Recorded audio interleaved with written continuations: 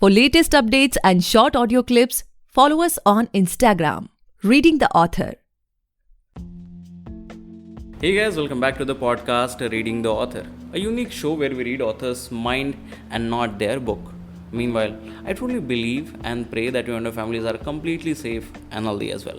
Guys, today we have Emily Scialom ma'am with us, and she is the author of The Religion of Self-Enlightenment. Thank you so much, ma'am, for coming on our show. I'm truly grateful that you have chosen us. Thank you, Gaurav. It's a pleasure to be here. Likewise, ma'am. So, ma'am, before we get into the podcast and know much more about your book, about your upcoming projects and other things, I would request you to please introduce yourself so that our listeners can know much more about you, and do share how you started this writing journey as well. Okay, a pleasure. So my name's Emily Scialom. I'm the author of 7, nearly 8 books. I started writing as a child and I was first published in 2016. I've since released 7 books in 7 years, and I look to promote and continue writing. Okay. So, as of now, it's a complete full-time thing for you, or it's just kind of hobby as of now? It's a bit in between, actually. I work part-time at a lovely school and I write when I can, and obviously I have a whole plethora of books to promote, so I'm a bit of a part-time writer at the moment who's looking to make it a full-time profession at some point. Okay.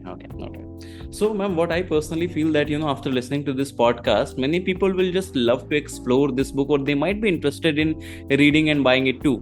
So when it comes to, let's say, talking from a new reader's perspective, what a new reader can expect from your book? Can you share some insights? Yeah, of course. The Religion of Self-Enlightenment took me 8 years to write, so it's a real labour of love. And it's about an initially proudly boring young man named Carrick Aries, who essentially has a near-death experience and writes a whole new religion in order to try and help save the world. So if you have any questions about the meaning of life or the purpose of being a human being, then I'm sure you'll find some of the passage in the book really interesting and engaging. Basically, it's very philosophical and spiritual, as well as a fiction novel. Okay. So as we it seems to be really interesting, ma'am. Now coming to the point, okay, we talked about the person who will read this book after listening to this podcast. Now coming to the person who have already read this book and will be listening to this podcast, so what they can expect from you as of now? Are you writing something, you want to experiment a bit on some other genres, you want to stick to these only? What's in the pipeline? Well, I've written 3 poetic works so far and 4 fiction novels, so I've got a multi-genre offering, and at the moment I'm currently working on my memoir about my first decades of living, and a reflection on those, and that's called Wild to the Max, and it should be out in the coming months. Okay. So when was the first book published, ma'am? In which year? 2016. Okay. So it has been almost 9 years, and I'm sure you have been also in conversation with many authors, and you came to know about some really good authors in this 9 years of time frame in this book industry. So what I have personally seen that most of them are trying to be known or remembered as a certain genre or certain type of author. So when it comes to you, let's say if a couple of years from now anybody sees okay, it's a new book by Emily ma'am, so what sudden impact you want to create on those reader mind? Okay, it's a book by Emily ma'am, it has to be like that, it will be vibing like that, I will get these kinds of things to read from this book. Ever thought about this? Yes, I'd like to encourage people to think as much as possible. I think a lot of our culture is dumbed down and patronizing, and we're encouraged to concentrate on our hair as women. We're concentrating on our hair and our nails and this kind of thing. And as men, we probably concentrate on sports and, superficial things. So I'd like to really get to the heart of the matter, because I think we have many questions we're facing as a species about our purpose and where we're going in the future, and I'd really like to address some of the more serious topics that we're collectively challenged by. Okay. So, you will also agree that on this point that, the publishing has become much more easier as we have lots of, literary agents, self-publishing house, KDP is there, and traditional publication house is there. But when it comes to the marketing and distribution, the game is completely different. It has become very much tough as of now because hundreds of books are being published every week, we can say, right? So, according to you, in this time period of like 9 years, anything like that has worked when it comes to marketing? Okay, this thing has given me the best ROI, and I'm gonna do this for repeat because the kind of readership I'm reaching through these kinds of strategy or through these kinds of activity is something insane. Anything like that? Well, I've had many horrible experiences with the publishing industry. I find traditional publishing avenues very challenging, and I don't think literary agents have time to read all the submissions that they're inundated with on a day-to-day basis, and it is a bit of a free-for-all at the moment. Having said that, you can find moments of joy in being an independently published author and pursuing marketing on your own terms. And some magazines and newspapers and radio shows are more open to promoting independently published books than others. And I've had some beautiful experiences in connecting with new readers through those avenues. Okay. So as of now, like, what's your current writing schedule? Every day you devote some particular hours to writing, or it's like random? Someday you get some thoughts, you just jot it down on your phone, on a diary, and after that you elaborate. How does it goes with you? It tends to be a roller coaster ride for me. I'm devoted to my writing for several months, and then I have a period of reflection and analysis of where I want to take my books. And at the moment, I'm working quite a lot and trying to figure out what I want to say in my memoir. So that takes some time. And when I figure that out, I'll write it down on my phone or email it to myself, and then slowly it will migrate to my manuscript. Okay. So when it comes to writing a book or doing any creativity thing, what I feel that it always has a message for the reader, message for the person who is reading or maybe buying that art, listening to that song, anything like that. So when it comes to you, what do you hope to communicate through your books? Well, I'm very passionately invested in human characteristics such as love, unity, oneness, karma, enlightenment. So I consider myself quite a spiritual author, and I'd like to promote those qualities as much as possible and really connect with people on a human level. Okay, that's great. So as of now, like we already discussed about the numbers of books are being published. So many books are being published every week. So do you feel competitive?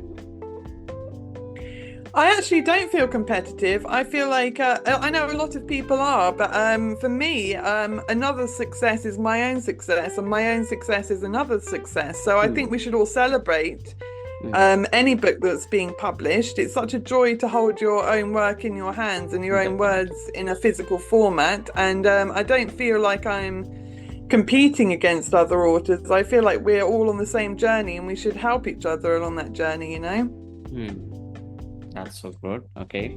So talking about the celebration, how do you celebrate your success and how do you manage your failure? Well, I'm English, so I usually celebrate my success by going to the pub with my friends. But my failures are much more difficult. It's much more of a solitary experience when I'm hurt and wounded by something that's happened in my life or on my journey. And I tend to reflect quite a lot and analyze what I could do differently, and try and forgive people who've maybe hurt me. But last year I had a Times Square billboard campaign, which was an absolute joy. So I celebrated that, like I say, in a local pub, the Six Bells, with some friends and this kind of thing. So it's a roller coaster ride being an author, but it's one that I'm determined to pursue. So yeah. Okay. So probably that was your happiest moment of life? It's definitely up there with the high points of my life, and probably my greatest accomplishment today, but I'm hoping to build on that, Okay. So now let's get back to the time, ma'am, when you heard the first time that tomorrow your book will be live. Everybody will be able to buy it, read it, judge you on the basis judge you on the basis of what you have written. Because in most of the time, in most of the scenarios, people think that authors write only those things which he or she has in her mind, right? So when it comes to you on that particular evening, what was going on your mind? Like, were you relaxed, excited? You just marked up some milestones. These many people know me. My book has to be sold out. These many copies. What was going on your mind? No, I'm very relaxed about those kind of things now, having been through the process 7 or 8 times. I'm very content with allowing my books to be in the world, and people can find them if they want to find them.